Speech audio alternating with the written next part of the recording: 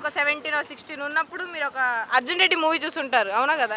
మీ life కూడా అట్లానే ఉంటుంది కాలేజ్కి వచ్చాకని ఎప్పుడైనా అనుకున్నారా? లేదక్క, అస్సలు అనుకోలే. పోనీ అట్లా ఉందా? పోనీ లేదు, చూస్తున్నాం అంతే, మాదేం లేదు అట్లా. అట్లాంటి వాళ్ళని చూస్తున్నారా?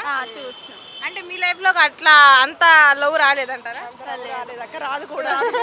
రావాలంటే ఏం చేయాలి? పెళ్లి చేసుకోవాలి అంతే. మీరు కూడా ప్రీతి అర్జున్ అంటే చూసారు కదా, క్లాస్ లో చూసారా? చూస్తున్నాం. ఏమనిపిస్తుంది చూసినప్పుడు? ఏం యాటిట్యూడ్ అనిపిస్తుంది.